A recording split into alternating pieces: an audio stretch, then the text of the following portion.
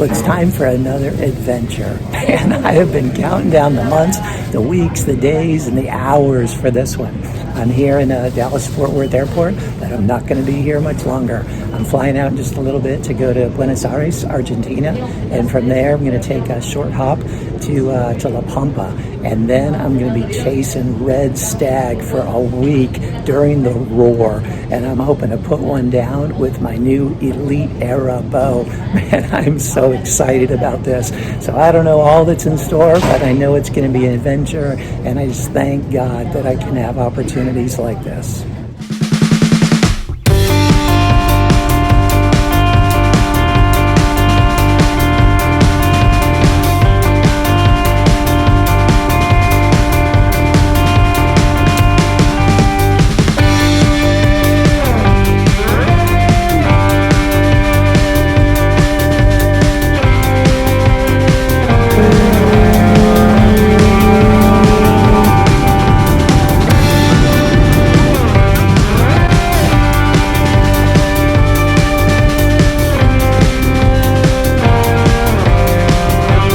It's so beautiful here, man. I'm so excited to be here.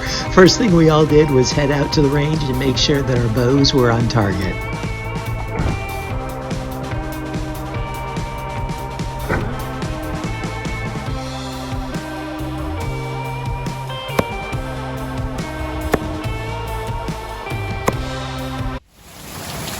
Well, this wasn't exactly the first morning I dreamt about. We woke up to a major thunderstorm, complete with hail and everything. But it passed pretty quickly, and we were able to head out into the woods. This is my guide, Fabi, leading the way. And the terrain here is really cool. It's not all that different from Southwest Texas, to be honest. And the roar is in full swing. Check out the rubbing on this tree.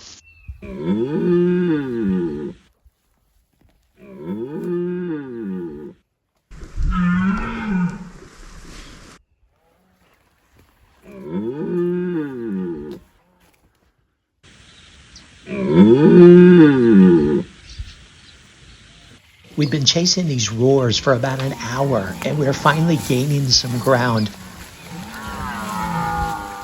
They felt like they were just right around the next rise, and we were getting really excited. Every once in a while, we'd catch a glimpse of two bulls not too far in front of us. Then we heard a loud rifle shot go off about 100 yards in front of us, and we ran up there and saw three poachers running away, and they just shot one of the stags that we were pursuing. Man, how unfortunate was that? So later that afternoon, we went to a totally different spot and went up to a vista where we could do some glassing. And you can't really see it in this video, but there was 4 nice stags right underneath the ridge line opposite us that we glassed for quite a while. The next morning, we dropped down into that area, and it wasn't long before we found their bedroom and then started finding a bunch of stag.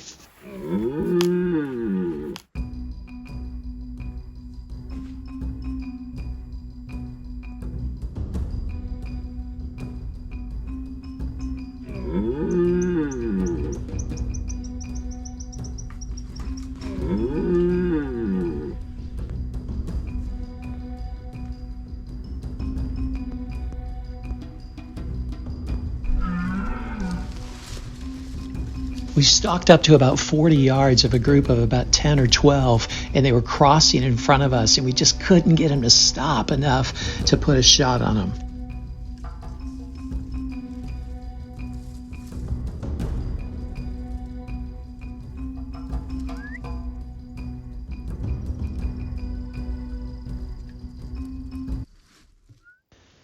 We decided to sit in a blind over a water hole that night just for something different. You know, I love stalking through the wilderness. That's my favorite. But there's also an advantage of sitting in a blind because you're able just to see things that you wouldn't see otherwise, like this beautiful hawk right in front of us and so many other animals.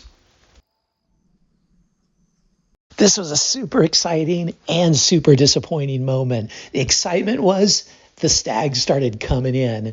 The disappointment was later I realized that the camera operator hadn't operated the camera. And so we're only able to look at the footage through my GoPro mounted to my bow.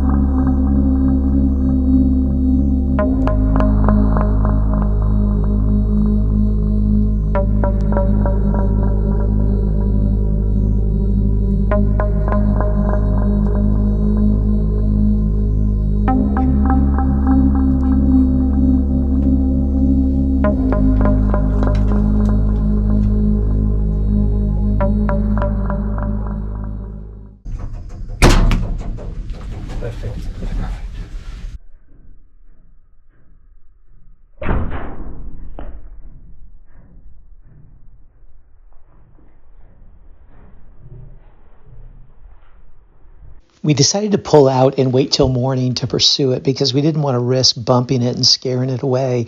And I got to warn you that there's going to be blood in this recovery.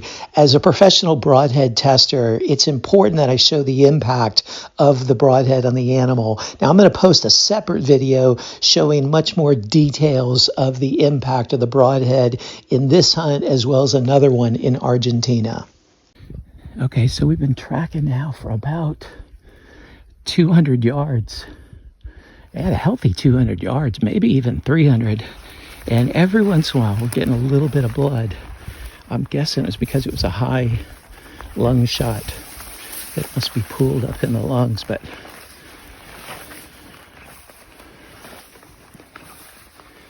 seem to be going this way.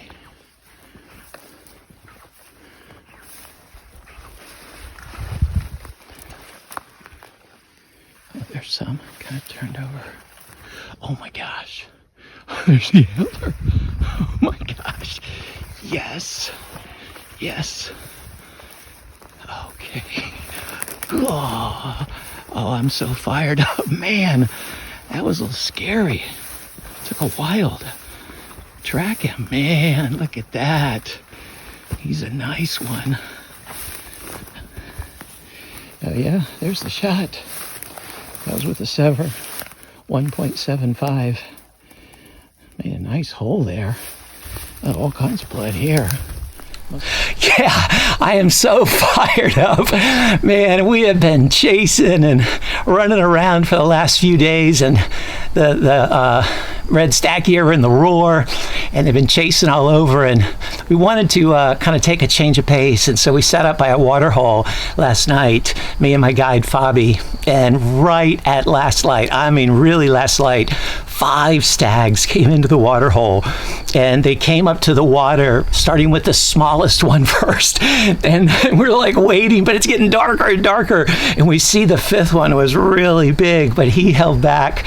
But then this was the 4th one, the 4th biggest, or the 2nd biggest, the 4th in line. He came into the water, stood broadside, and it just last light put the hammer on him using the new Elite Era. Man, I'm loving my Elite bow. What's not to love after this? And it was using a SEVR 1.75, and man, it made a nice hole right in the boiler room there. But given it was such low light, we decided to just back out and went back to the lodge for the night. Came out here in the morning and we're searching, and there was very little blood. You know, I think because it was a high lung shot and it ran so fast. But then we finally started to find some speckles there, and then more. And then Fabi, my guide, saw it with the antlers just sticking up, and here it is, my first red stag. Man, I'm so fired up. Poitahue in Argentina. Just had an incredible time this week. What a great time we've had here so far at Poitahue. And check out the stags. This is just for the first 3 weeks of the season. These are all the stags that they've taken. And hey, I got to give a shout out to the cooks and the chefs. Man, the food here has just been over the top. What a great experience this has been. And stay tuned. I got a part 2 to this hunt where I'm going after a water buffalo.